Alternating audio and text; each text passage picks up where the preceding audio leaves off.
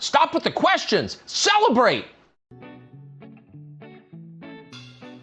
And then they say, is Donald Trump an intellectual?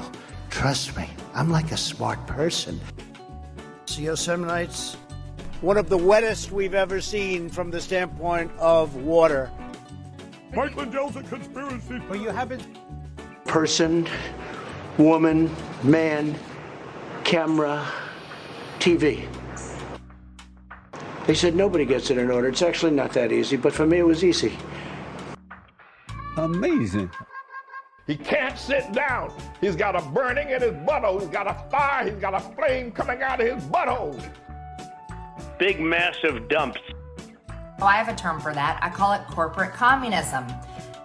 Somebody sent me a thing this morning where they're talking about putting the vaccine into salad dressing. You see, this is a simple meme that you would find on the internet, but this meme is very real. You ain't seen nothing yet until you see the flaming butthole. Putting us on our knees to China. Now witness the firepower of this fully armed and operational battle station. Sexual anarchy.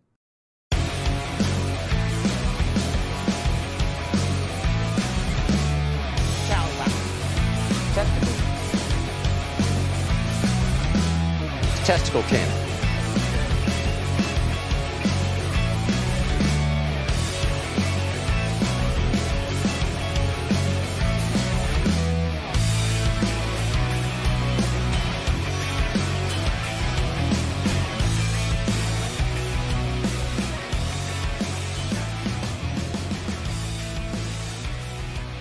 Around the nation,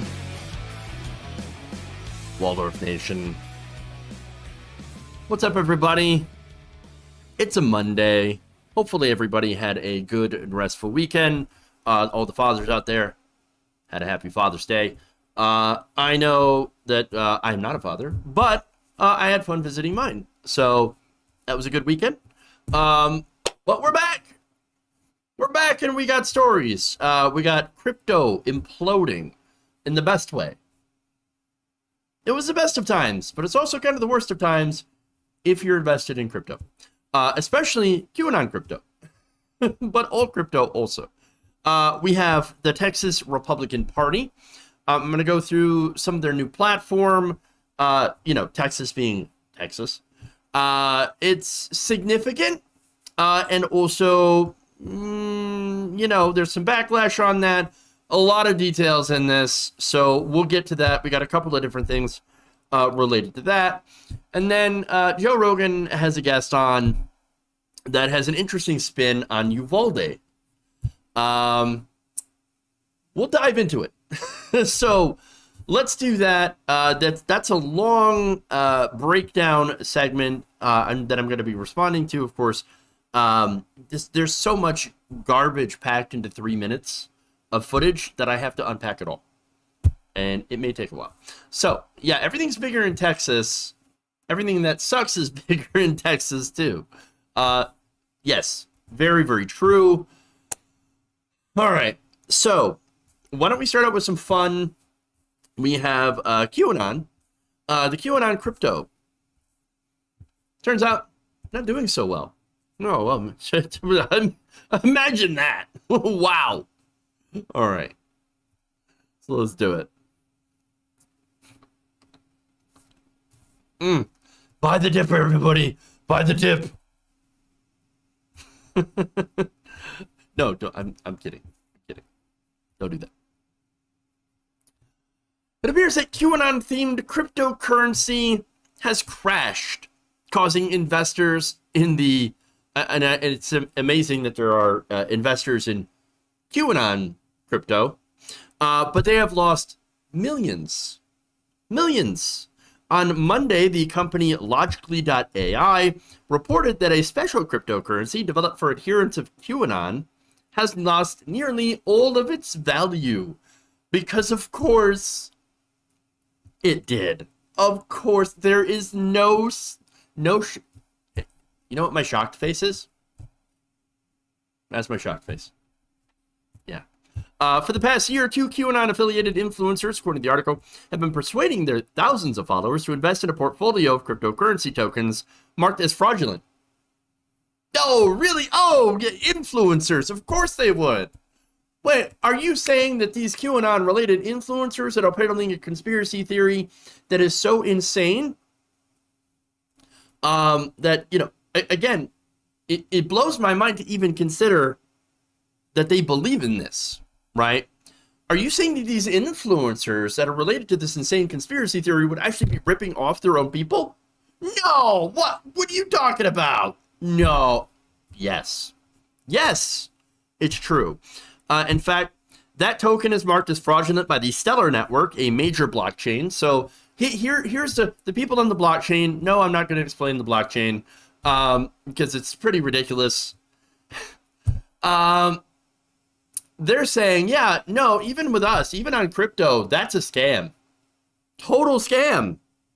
Alongside the better-known Bitcoin and Ethereum, causing their followers, of course, to collectively lose millions of dollars, said the report. Combining conspiracizing with bad investment advice. Something called the Whiplash 347 and Quantum Stellar Initiative, which has apparently no relationship with the Stellar Network, so not so stellar. Telegram channels have coordinated to produce a weekly curated list of cryptocurrency assets, which again, I wouldn't be surprised. Well, actually, no, very, very likely they own or had already invested in these, and therefore it's a classic pump and dump. Yes, that's right. But they have this weekly curated list of current cryptocurrency and claimed that they had access to secret military intelligence, and they knew which assets were going to succeed and which weren't. Really? You got secret intelligence? No, you don't understand. I got the secret intelligence, okay?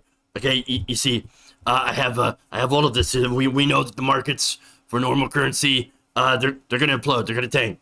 Anytime now. You got to buy the food buckets. You got to buy the prepper kits. But don't worry. If you also invest in this fake internet coin, that will save you. Yes. Fake internet money. That'll save us. Of course it will. Sure. Amazing. Now, obviously, how's that working out? That's the big question, right? Well, it turns out not so well. In fact, Bitcoin itself lost 15% of its value in a 24-hour period last week alone. And not to mention, of course, this QAnon crypto has completely crashed. In fact, a lot of the recent crypto, including, MAGA coin, there was that. All these, it's weird, all these right-wing related coins and meme coins as well seem to have all crashed. Very, very strange how this strangely this completely unregulated fake internet money somehow just wasn't a good investment. Oh, very strange how that works. But these Q grifters were very, very successful in peddling that fake internet money. In fact, the report has more details. The leaders, Whiplash 347 and Patriot Cakes with a Q. I don't know, man. I'm just reading the names. Also active in the community under her real name, Emily Tang, capitalized on distrust in both financial institutions and mainstream media, shocker, to lend credence to the assets they promoted, bombarded their tens of thousands of followers with misinformation about crypto ventures. These leaders used encrypted Telegram channels to inundate QAnon adherents with advice to buy the coins, which experts have called scams. No kidding. Whiplash 347, an anonymous personality in the QAnon community, has claimed personal connections with Elon Musk, of course, because they got to call it, Daddy Musk, former President Donald Trump, and John F. Kennedy Jr., who I remind you is dead. He's been dead for a while. So, but no, I have I have a close personal relationship with JFK Jr. Really? Okay. Although at one point, There was another Whiplash 347 QAnon influencer account on Twitter and Facebook. They note the social media behavior of the Whiplash 347 Telegram account makes it likely that the account has changed hands within the past year. So again, they're taking financial advice from rando anonymous people. Okay, so that shouldn't surprise me at all, because again, look at Q. Rando anonymous person claiming all this insane stuff. But currently the group mostly contains forwarded messages from other crypto investing groups and contains far fewer Q-related posts than it did at the account's inception. Again, is that a surprise? No, it's not. Cryptocurrency, again, I dump on crypto. I'm not buying the dump or pumping the dump. I'm just dumping. Okay, we got dumps. we got big massive dumps. Okay, Dumps. Big massive dumps. and so look, the reason is because it is a scam. It is completely unregulated, and so far, I understand that like a lot of crypto adherents at first were like, oh come on, it's completely decentralized, it's away from the central banks, and you know. It's going to democratize financial institutions and avoid these banks, et cetera, right? The reality, of course, is that it's, again, 100% unregulated, and the most of the assets are consolidated among the richest people in the world. And by the way, they get that way by scamming other people to invest in these same cryptocurrencies to drive up their value before they sell, because they know it's worthless. But let's go to the who's getting scammed, of course, and it's the QAnon people, which isn't surprising, again, because they're ripe for scams. Remember, the whole conspiracy requires you to be so completely out of touch that you believe that Hollywood and the Democratic Party, just those two things, right, and the elites, Tom Hanks, are running a child trafficking ring on behalf of Satan, where they literally drink children's blood in order to live forever, and that the one man who is out there to stop him, Donald Trump.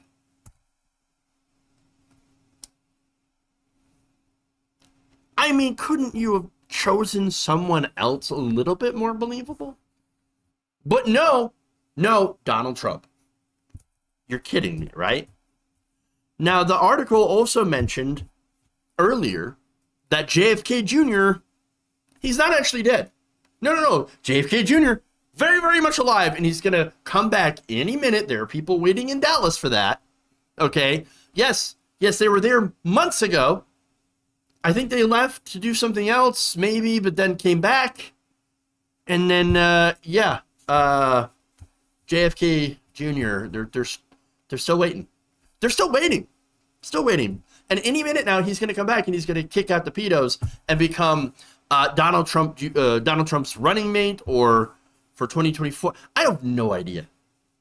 The whole conspiracy changes every so often. It like reinvents itself to be fresh.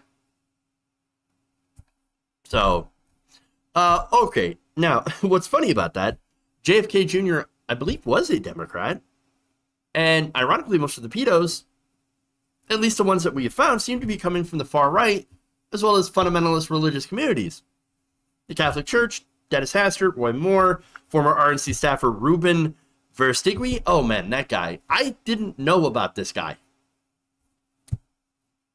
He had actually worked as a high-level staffer for the Trump campaign. Prosecutors say that Verstigui fantasized online about murdering children and abusing them. Protect the kids. Unless you're a right-winger. You also have people like Mark Foley, Matt Gaetz, Jim Jordan, who protected a coach, knew about these sexual assault allegations. Isn't it weird how QAnon conveniently ignores the right-wing pedos? Isn't that strange? Now, of course, that doesn't have a political affiliation, okay? Abusers It doesn't matter who they are. They're going to get into power, or going to try to get into power, to have power over children or people that they can abuse. And it's, pretty much the same with all sorts of different predators. Okay? And again, there shouldn't be a partisan thing. Anybody who abuses children, or pretty much anybody, should universally be condemned by everyone. Again, on the left, we seem to have a pretty good track record. Not the greatest, but a fairly good track record. And there could always be improvement. But for example, Anthony Weiner drummed out of politics. Why? Because, well, he texted a 15-year-old. I guess it was illicit texts, things like that. Not too good. Harvey Weinstein, all these different people that have been, caught. All right, but my point is, if you're buying into QAnon, this conspiracy theory, then what wouldn't you buy into? That's the ultimate question here. And apparently, nothing seems to be too far out for some of these people. Sadly, of course, and this is where it gets a little sad, actually. One investor into this Qcoin, and like I said, bad results, died by suicide after losing $100,000. So look, that is fairly serious stuff. This person probably put all of their life savings into this, only to, of course, be screwed over because it was a gigantic scam. Look, the right wing is full of grifters.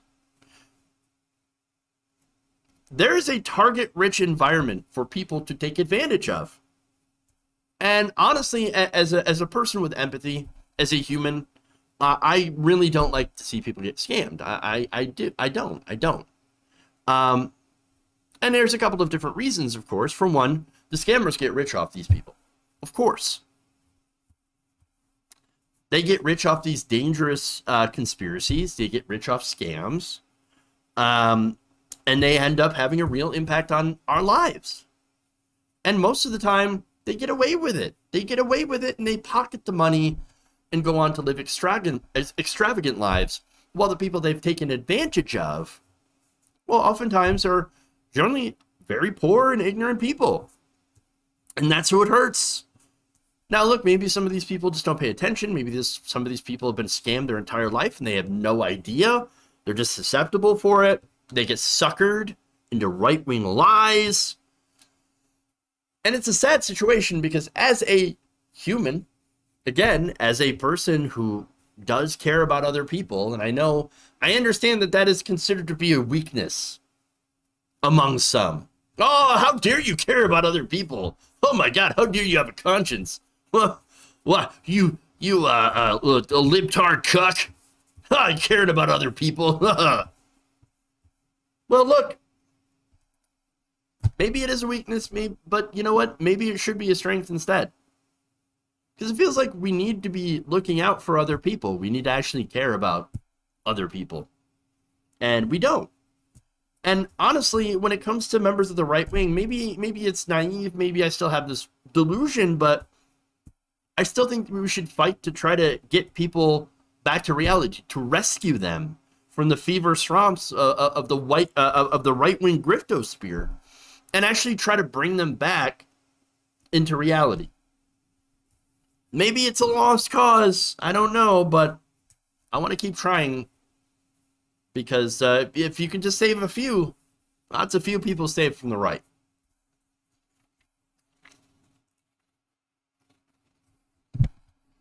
All right. Moving on. Let's go to the people that we can't save.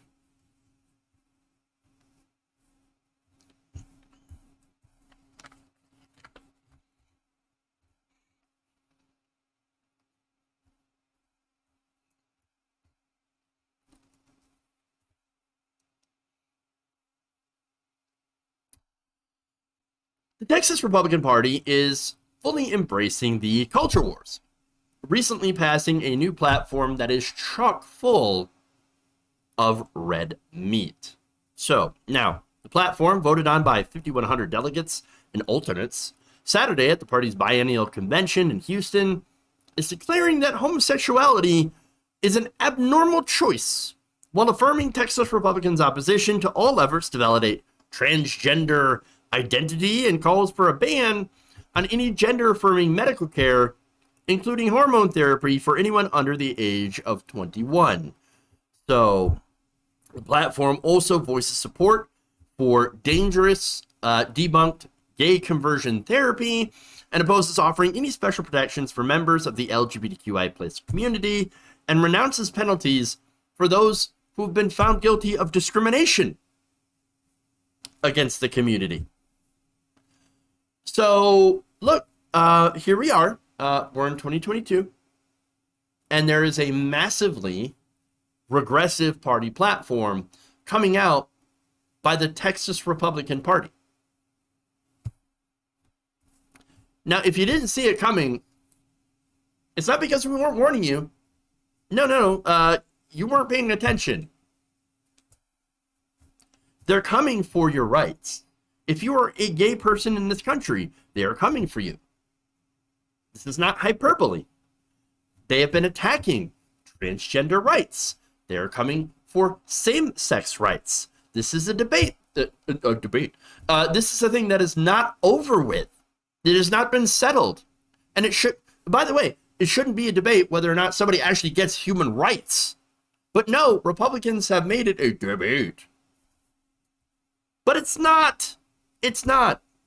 So now, again, they're coming for these rights that should be given to all people. The right to live their lives, right? And look, the Supreme Court is likely waiting for a challenge to Obergefell, the right to a same-sex marriage. Now, they're probably going to come after that after they destroy abortion rights. So what we have here is a right-wing assault against all social progress, and shocker, it's coming in Texas. It's starting there. It's starting there. Now, one speaker at this event said, well, it's important to call a spade a spade. Another said she supports calling homosexuality abnormal behavior because, well, it is. Hey, you know what else? You know what you are? If you agree with that, you're a bigot. Hey, a spade's a spade. It is what it is. It is what it is. Now, there are some members that did oppose the language, but get this reason. Quote, one said it was bad for the party. Oh, hey, look, if we openly discriminate against people, then they're not going to want to vote for us. It's bad for the party. It's bad for the party. Oh, are you just very, very worried about your election? Is that it? Or about your power? Because that's what it seems like. That's what it seems like. All right. But anyway, there's more. Another person did say this, and I'll give him credit for this one. We're the Republican Party of Texas. We're not the Westboro Baptist Church.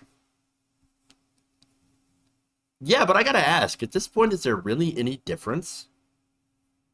Aside from not protesting outside, the funerals of people who's, will be affected by these laws and rhetoric? Is there any difference? Because I don't see much of one. I really don't. Again, the laws that are being passed in Texas that have already been passed, like the abortion law, for example, and the ones that are blocking transgender people from playing in sports, living their own lives, they hurt women, they hurt LGBTQ people. And that, of course, is the whole point. The cruelty is the point. So, when we talk about this, when we lament the cruelty, understand that the right-wingers are like, yes, oh, delight in their tears and their pain. Because they're deeply immoral people. They enjoy this. They say, yes, I absolutely love that these people are being hurt. Understand that these people want transgender and gay people to not exist. They want to wipe them off the face of the earth. This is not hyperbole. This is not hyperbole. This is reality. They are trying to kill transgender people. Now, they're not, in most cases, outright murdering them. No, but they're going on and trying to make these people feel so bad about themselves that they will, harm themselves. That's the goal. That's the goal. Through any means possible, basically. Now, there was a response because I had almost forgotten about this group because they're so, for one, very powerless, feckless, and also just the fact that they exist is hilarious, but in a very, very sad way. The log cabin Republicans, they decided to speak out. So this is Chris Halborn of the Log Cabin Republicans of Houston, which represents LGBTQ members of the party, called the anti-LGBTQ language an unnecessary gratuitous addition to the party's platform. Oh, it's unnecessarily gratuitous. Now, by the way, this is a group that were denied a booth at the convention, prompting the National Log Cabin Organization to denounce the action as narrow-minded and politically short-sighted. The statement warned that the party must expand the tent to include members of the LGBTQ community or face election losses. Again, all they care about is, elections. I just want to win my election. That's it. And you know why? Because I can get tax cuts. Now, I'm going to go here to Michael Cargo, who owns an Austin gun store and is the acting chairman of the Log Cabin Republicans of Texas. He said, quote, "These are just crazy people. It's a small minority of people that are being un-Christian-like and spewing this hateful language. It's not their job to judge everyone. That's up to the Lord to judge. They need to dig deep into the Bible, spend a little time in church on Sunday, and listen to what the Lord says about loving oldish children." Now, look, he's not actually wrong. Yes, they are crazy people. And yes, look, religion, especially the New Testament, says like nothing about gay people, honestly. All that stuff about, that's anti-gay that they love to pull out, that's actually Old Testament stuff from Leviticus. Now, that's supposed to be basically the whole point of Jesus, doing the sacrifice and the resurrection and everything.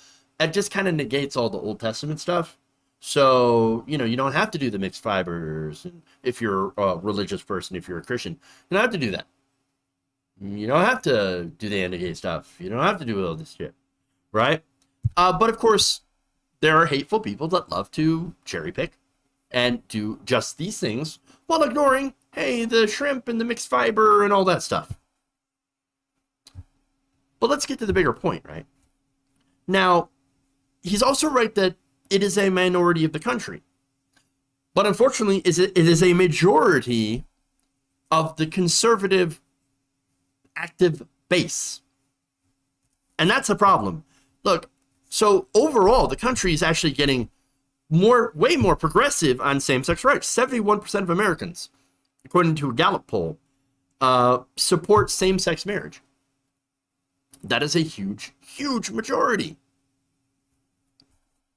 However, among evangelicals, among the most religious, well, those are the ones that are really holding everything up. Now, people that report that they attend church weekly remain the primary demographic holdout against gay marriage. 40% are in favor, 58% are opposed. Those who happen to be more ardently evangelical tend to be more socially conservative. Now, the thing about those two things is that they also tend to have higher election turnouts. These are the groups that are most loyal to the Republican base. Again, the evangelicals, they turned out, I think, 90+% for Trump in the 2016 election. And that's huge. And they're not, they're a very, very significant voting bloc. Hugely significant. They go to the polls religiously, if you will. And they view voting, I think, not as a civic duty, but for them, a fight between good and evil.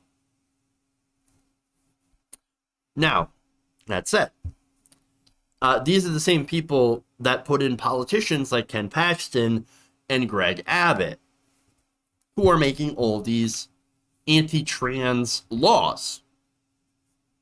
Now, people who draw the district lines, well, they also make sure to include as many of these people as possible in order to make sure that Republicans, again, because we have this gerrymandering problem all across the country, both Republicans and Democrats do it, where they basically get to choose their own voters.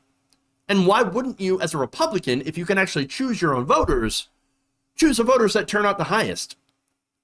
And then in this case would be right-wing evangelicals, evangelical Christians, who happen to be massively against gay marriage, which is why you see the religious right have so much representation. So, and by the way, again, they're very, very aggressive on anti-LGBTQ campaigning, and they have really chosen trans people to target the most.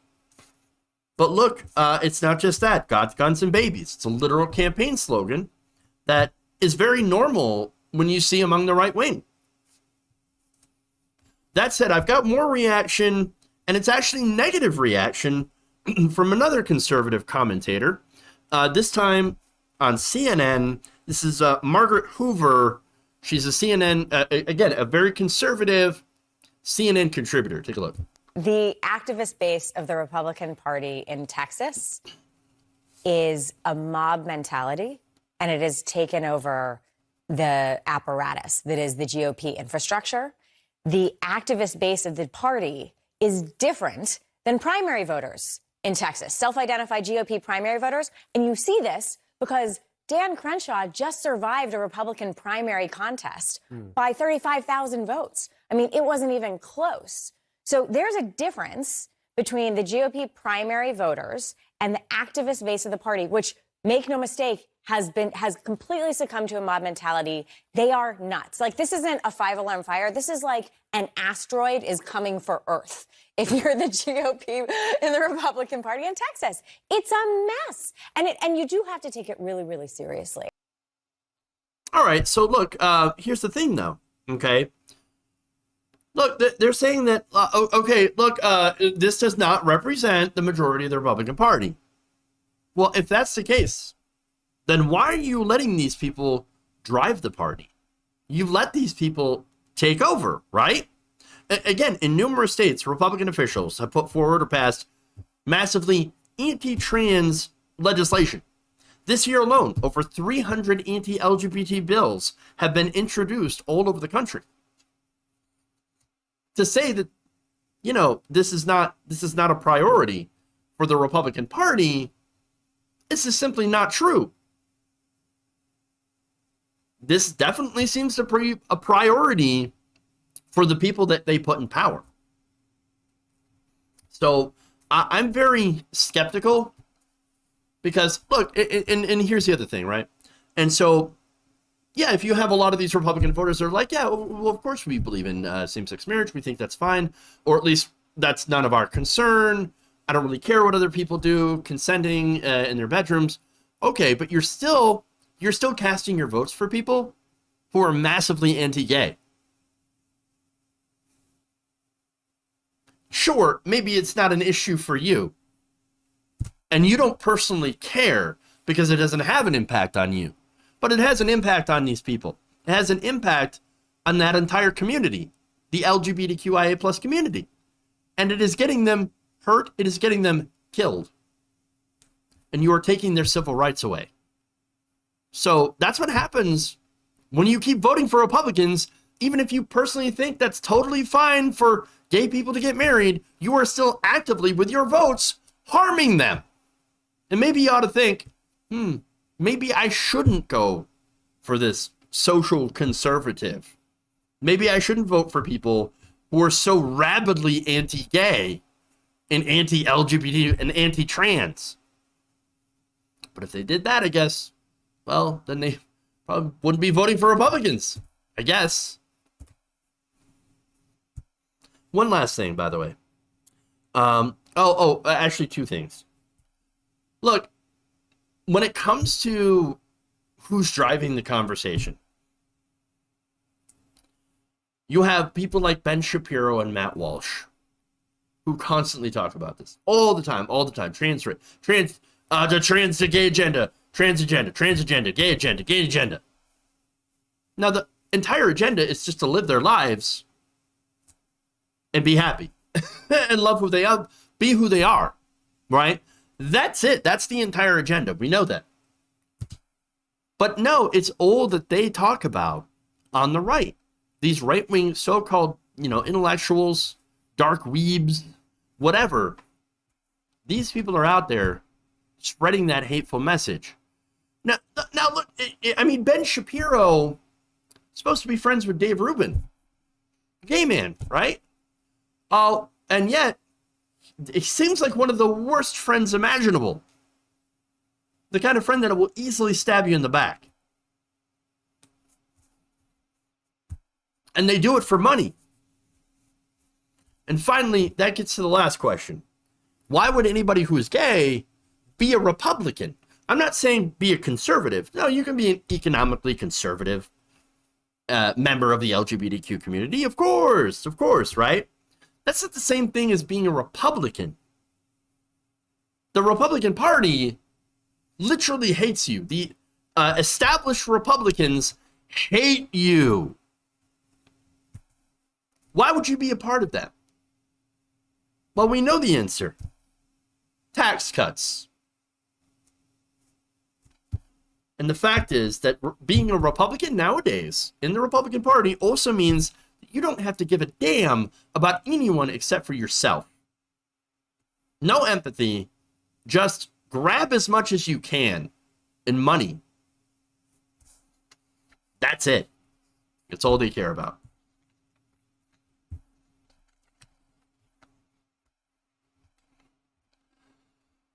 All right, moving on.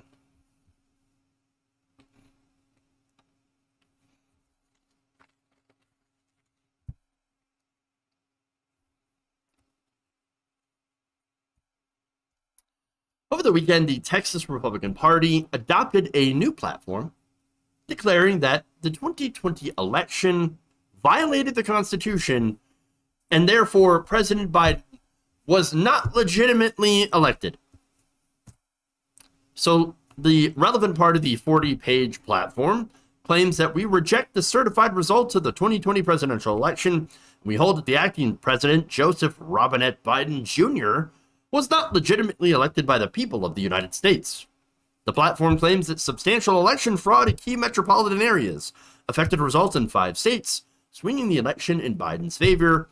Again, the party also claimed that various secretaries of state who serve as the top elections officials in many states illegally circumvented state legislatures, committing constitutional violations, and added, "We strongly urge all Republicans to work to ensure election integrity and show up to vote in November of 2022. Bring your friends and family, volunteer for your local Republicans, and overwhelm any possible fraud." So look, here's the thing. They know they're full of shit. I think it's so incredibly obvious that even the Texas Republican Party, their platform, they know they're full of crap. They know. Look, there's no evidence of widespread voter fraud in the 2020 election. Simple as that. All the recounts and all the audits have confirmed that former President Trump lost. There's just no evidence to back them up. But understand, it's not about the evidence. It's not about the facts. It's about their feelings. That's it. Donald Trump's feelings are hurt. And there's a lot of people out there whose feelings are very, very hurt, that have staked their reputations that have staked basically a lot of their lives, a lot of their time into trying to prove this election lie. And when they don't have anything, well, you can't admit losing. You can't admit that, oh, I just spent all this time. I wasted all of this time believing into a nonsense story. And so they create this alternate reality around them that says, no, I'm the one who's right.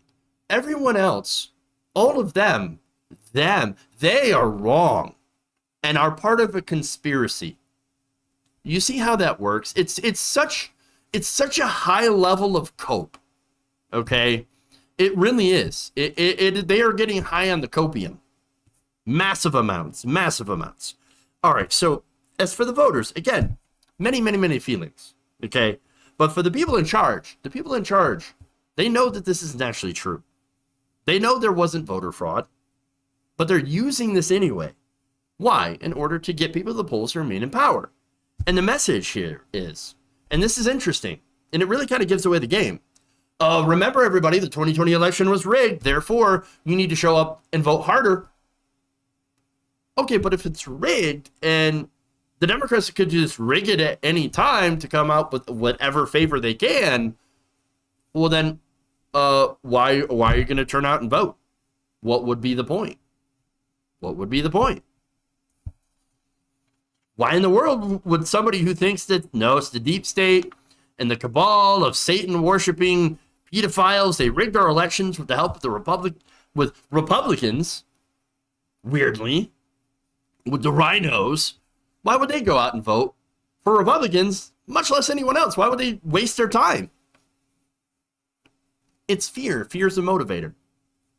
This is a clear election strategy that both does and does not make sense. Again, it doesn't have to make sense because facts don't matter. Logic doesn't matter when all you have are feelings. And they have these feelings. All this voter fraud talk is just a way to usher in actual voter suppression measures to reduce the amount of minorities who can vote. This is a long con. But as I mentioned, Republican voters, they don't actually care. Even if they know the truth, they can't admit it to themselves. As long as they and the people that they want in power win by hook or by crook, that's all that matters to them. You know, as long as it keeps the evil lefty socialists out of office, they're going to turn a blind eye. And that's it. We know that they live in a bubble that is not penetrated by facts. Simple as that. This is the Republican Party of Texas affirming that, yes, we actually don't care about reality. We care about our feelings, and we're going to put our feelings into this platform. Good luck with that. Good luck. All right. Moving on.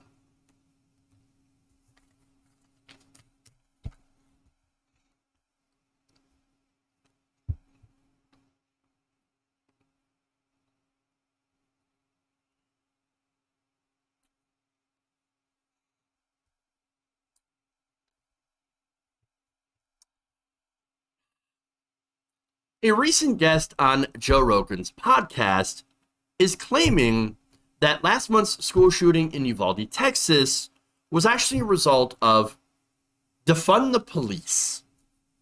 Argument that's like missing about the police is that the police don't train the way special operations train, but yet they're involved in combat scenarios on a regular basis. Yeah, so what we're experiencing right now is a byproduct of what society has forced police to become. You know, they're demonizing military training for law enforcement.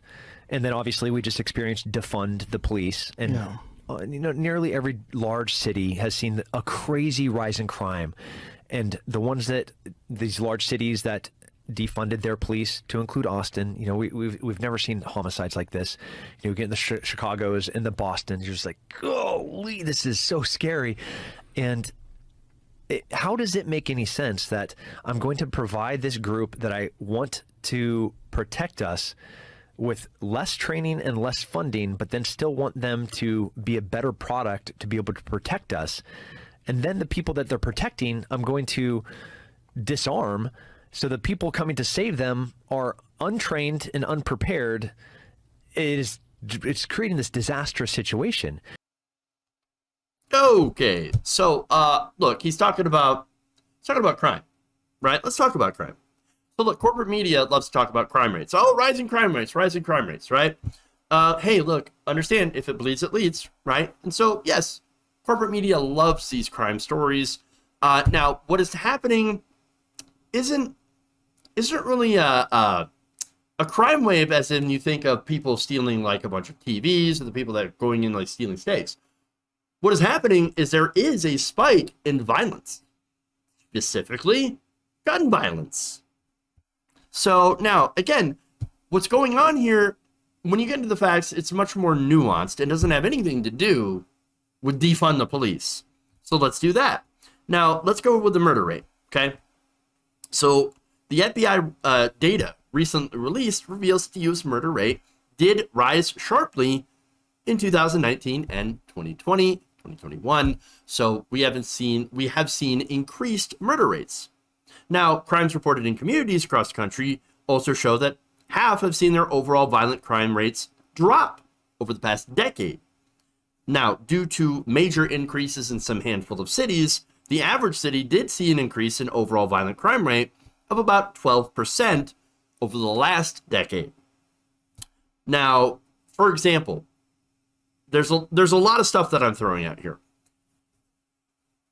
But there were 3 cities in Indiana, and this is to show you how these national total crime rate percentages can get skewed by a few outliers. For example, 3 Indiana cities, Jasper, Shelbyville, and Warsaw, had their violent crime rates climb by over 1,000%. In fact, let's see. Jasper, Shelbyville, and Warsaw had the second highest increase among cities with available data, with the overall violent crime rate increasing there by 1,918%. So if you have that happen, it's going to skew the numbers just a little bit. Okay? Now, according to those numbers, in the nation's largest cities, you did have a slight increase in violent crime rates. But when it comes to property crime rates, it actually dropped by double digits over the last decade. The biggest cities in the U.S. tend to have higher crime rates because generally you have more people there. Okay? That tends to correlate, right? So, yeah, there's an increase in violent crimes. Now, does it have anything to do with defund the police? No, because, for one, very short experiment. In Austin, in 2020, they did cut millions from the police budget. Now, the same year, you could point out the fact that they saw a jump in homicide. They had 48 homicides in 2020, a 26% increase from the previous year. Now, in 2021, they put the funding back. And guess what happened? You had even more homicides. You had 70 in 2021, which is another increase. Now, overall, though, homicides, and again, going back to the news angle, right? They're actually lower than what the murder rate was back in the 80s and 90s, even though we've got this gigantic spike in the crime rates. Now, by the way, going back to defund the police, Austin, he mentioned, wasn't the only one to have done it for a very temporary amount of time. Since the first quarter of 2020, over 30 major U.S. cities, including Austin, did see increases in the number of homicides, right? And shootings and other forms of interpersonal violence, with some seeing double-digit increases. Now, Austin was one of the ones that defunded the police temporarily. Here are some of the other ones. Baltimore, Milwaukee, LA, Austin, Portland, and Philadelphia. So now, those cities must also have seen a gigantic increase in the crime rate, right? And happen to be, since they defunded their police, the most dangerous cities and the time that they were defunded, right? Well, no, let me give you the 10 most dangerous cities that were in 2021. Anchorage, Alaska. Pretty sure they didn't defund their police. Memphis, Tennessee. Lubbock, Texas, Detroit. Detroit's, again, it's one of the most dangerous cities, and they sure did not defund their police.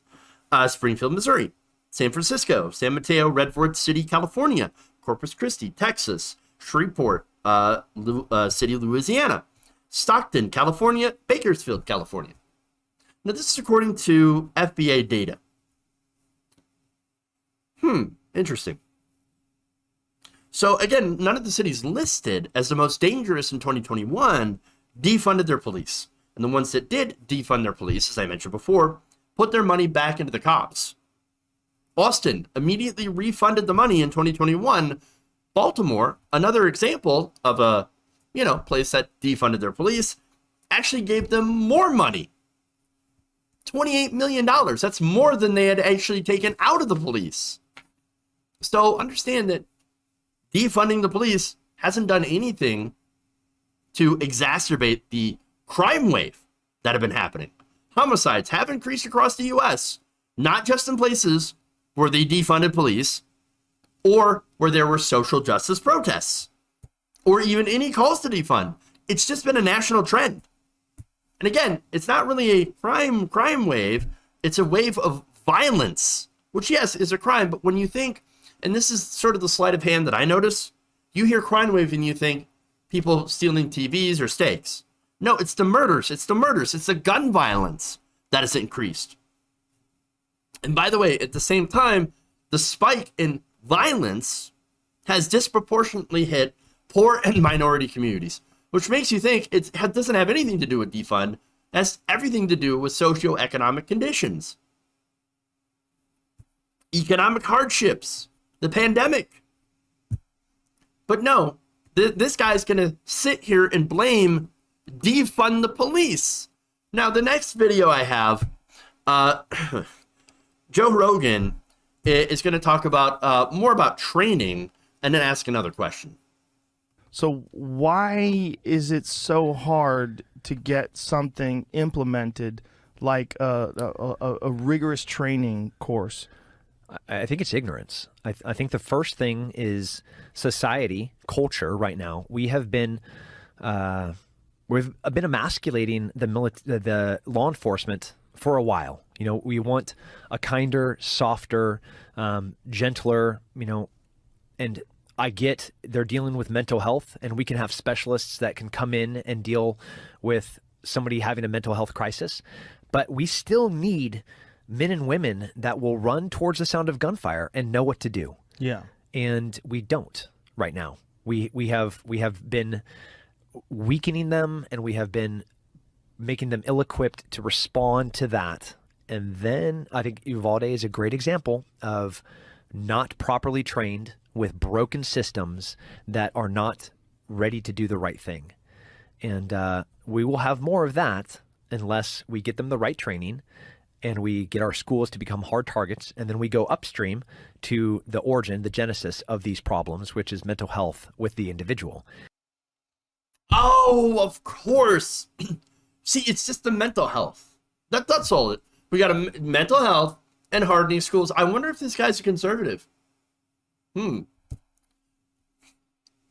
this guy was a former Green Beret.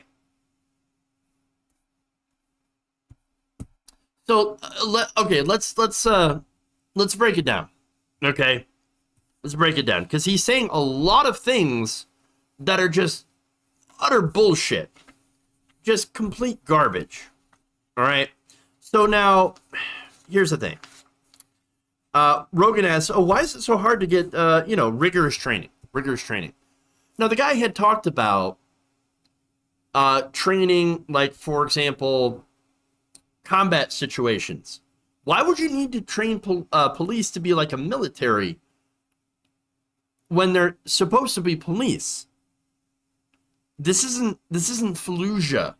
Okay, this isn't supposed to be an occupation of the streets. Police should not be militarized or trained to be a military. Now, if you're somebody who believes in freedom, if you're somebody who believes that, hey man, we got to have our guns to stand up against the government, why would you also be in favor of then training the police to be like a military force. Who do you think the boot is going to step on first? Honestly. But I don't know. Maybe they think the boot's going to be on their side. I don't know. But let's go to the next thing, right? So for one, police are not required to protect you. They're really not. The Supreme Court had affirmed that. So now if they're not protecting us, then what is their job? Their job is to protect capital. Their job is to protect property. Their job is to defend the elite. That's it. Then he claims we're emasculating law enforcement. How? Do you know what we've been doing? You know what that's called? It's called accountability. That's what it is. Holding them accountable when they murder unarmed people. And yes, they happen to murder unarmed black people at an incredibly high rate. They also kill unarmed white people. If you're a racist and all you care about is color, well, then that second part should alarm you as well. Oh my God, they're killing white people. Well, I didn't really care since it was, before it was black people, that's white people. No, you should care about all people. Insane. All right. Now, training. Let's get to the training, right?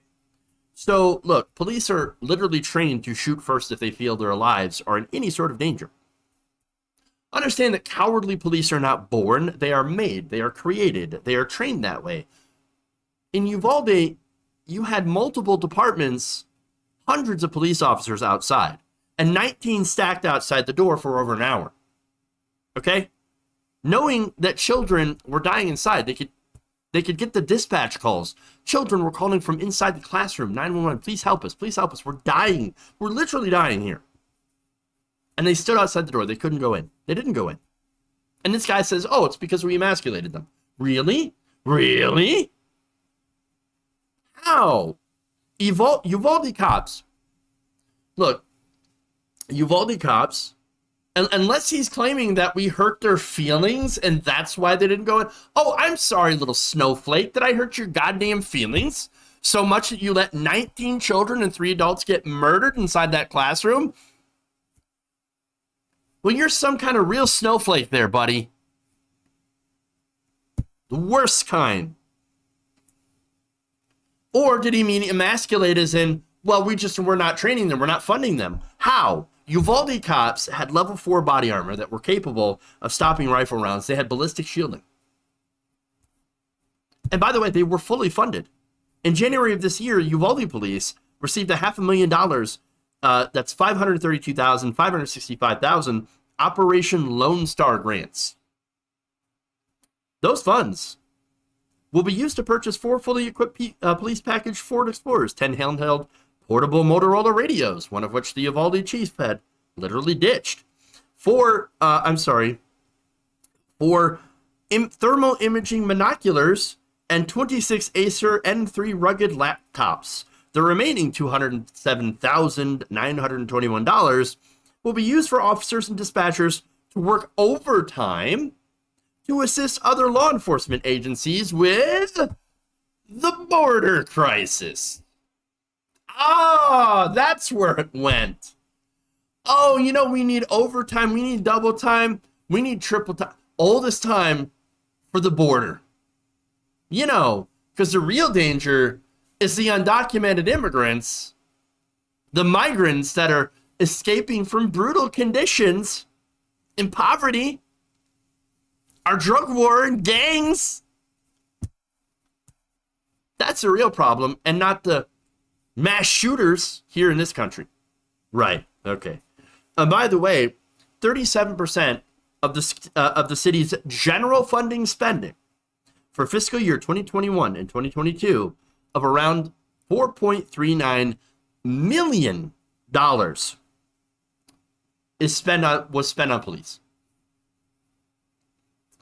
3% of that budget, and this comes from the general fund of the Uvalde police. The Uvalde city budget. Okay, so there's the city budget, and then there's part of that budget is the general fund. 37% of it went to the police. The 40% number actually comes from, they combined it with animal control. But you still have the vast majority of that general fund. Well, I shouldn't say vast majority, but you have a big old chunk of that that general fund going to the cops. $4 million. $4 million. This guy, completely and totally full of crap. Totally full of crap. And again, at the end of the day, mental illness. That's what he says. Oh, no, we just got to do mental illness. And so, no pushback from Joe Rogan. Joe Rogan is a bobblehead. No pushback at all. Oh, yeah, totally. You know what that says to me? Now, I played you the show, the episode where Joe Rogan claimed to be a lefty, right? Oh, I'm so liberal. And yet the liberals, they're coming after me all the time. I don't understand. I'm so incredibly liberal. No, you're not. You're not liberal. You can't sit there and say that you're on the left or you're a liberal and then agree 100% with every single thing your right-wing guest comes on and says without pushing back. You're saying that I agree with you. I agree with everything the right wing says. Everything. Rogan does it. Tim Pool does it. Others do it too. And you know why? There's a reason. It's not because they actually believe the right wing is right, although for Joe Rogan, he might just be dumb enough to actually believe that. No, they do it because their right-wing audience is huge. It's true. Look, for the left, we are way too factionalized. We don't spend all of our time online. We actually go and touch grass. But when it comes to the right-wing audience, they're always there. They're hooked. They're massively represented in online spaces. They're actually not a majority of the country. When you break it down issue by issue, progressive issues win. But they're not represented online. No, the majority of online spaces are white male. It's true. And so that's why you have commentators, personalities that are supposedly on the left, but not really on the left, end up eventually courting the right wing. One great example, Dave Rubin. Dave Rubin was one of the more blatant examples as well. He knew where the audience was. He knew where the money was. That's where most of the money is, on the right wing, appealing to right-wing audiences. Now, the rest of the money, of course, is in corporate media, but that's also not on the left. Not when it comes to economic issues. If they actually did that, they would have more progressives on TV, which they do not. But all it comes down to is audience capture and money.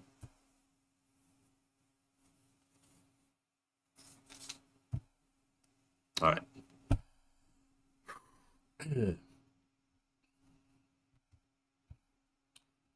All right. Well, that's all I got today. That's all I got time for. Thank you for going around the nation with me today. If you haven't already, please like and share the stream. Very important that you do so. Of course, helps us out. All right. Let's see. Do I have any super chats here? I do. Let's see. Gabby Matzes says, all of Uvalde police should be fired with no pension. I agree with that. Madi Darno says, PSA, you matter. If you're feeling troubled, speak up. May take time, but someone out there wants to help. If you're all right, lift someone else up. Well, what a wonderful message. Yes, we should absolutely do that. Lift people up, help people. That's what it means to be a good person. All right, let's go to Twitch here. Drip alert. Thank you for the sub for tier 1. Appreciate that. Sunshine Drea, thank you for resubbing for a month of tier 1 for 13 months. Wow. That's awesome. Thank you so much. Really, really appreciate that. All right. So, like I said, thank you all. Really, really appreciate you. Love you. We're going to raid into someone else here. Let me get to that. We'll do a Keffels raid here. No, I'm sorry, that's video games. I don't know if you want to watch somebody play Kirby or not. We'll do a Surfs raid instead. They're covering the hard news. The news that is very, very hard. I'm sorry. Testicles. Tallywhacker. Okay, anyway. Let's do that. Everybody, again, thank you, love you, and remember, change begins with you. Good night, nation. We'll see you tomorrow.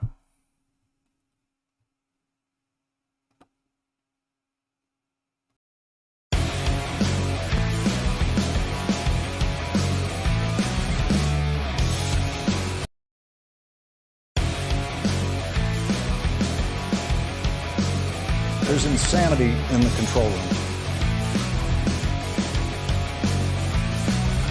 Who's got a hammer?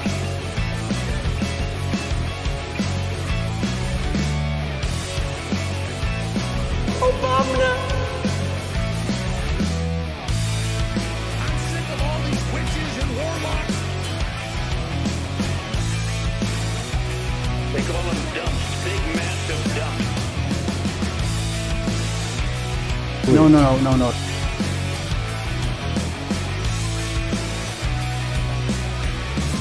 Peachtree dish.